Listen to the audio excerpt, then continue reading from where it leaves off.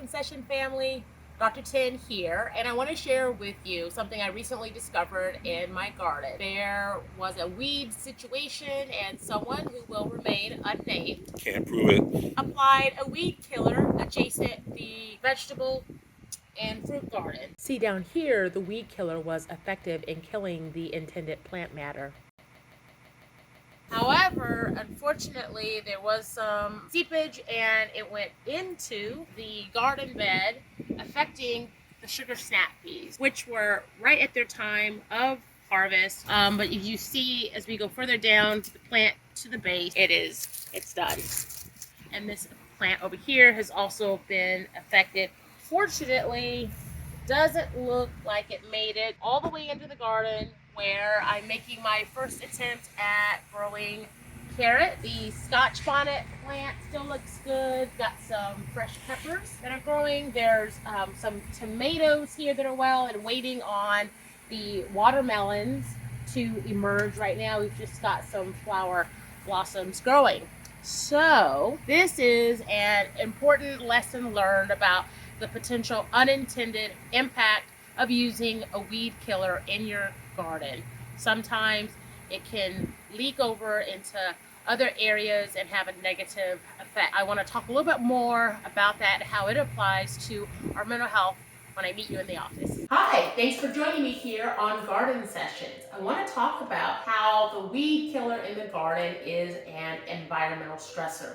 And similarly, we can experience environmental stressors in our life that have an unintended residual effect on our mental health and our well-being. For humans, the environmental stressors might be a traumatic event, could be a social pressure, a unhealthy lifestyle activity. These are mental weed killers, and it affects our mental health in a variety of ways. Similar to how the sugar snap pea inadvertently absorbed that weed killer and showed the evidence of harm from that stressor, in our own lives, we might absorb stressors from our environment. We might find ourselves constantly exposed to a toxic relationship, negative news, and of late, is there any positive news? We might be exposed to an unsupportive environment, and these sources of negativity can seep into our mind and impact our own mental health. When's the last time you watched the news and walked away feeling good? Myself, I make a self-care choice not to inundate myself with the news as much as I did in years past, because I find it has just such a negative impact. There might be visible signs of distress that are observed as a result of exposure to these mental weed killers. For example, might be changes in one's social activity.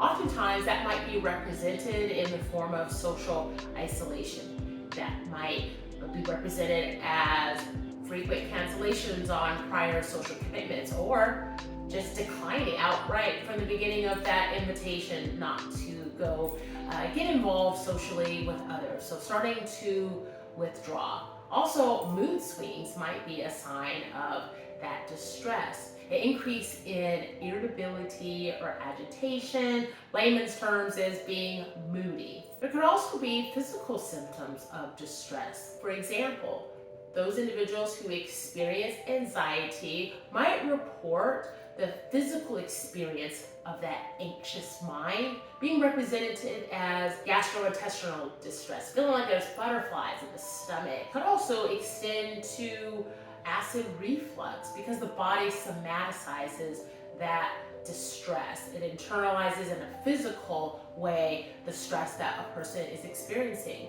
Could be headaches, could be shaking, trembling, sweaty palms, variety of different ways in which distress might be exhibited in a physical manner. Just like the weed killer can hinder the growth and productivity of things that we want to see grow and thrive so that one day we can harvest them.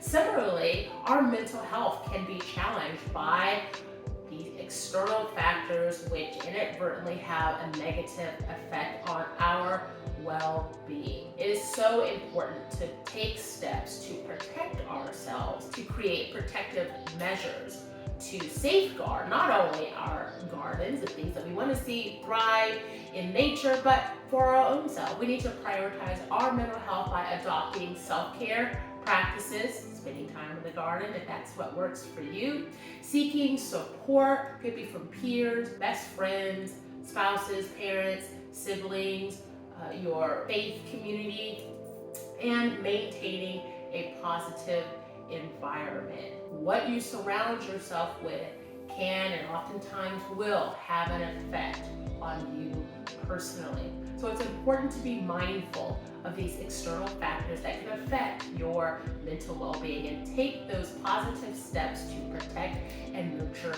your well-being.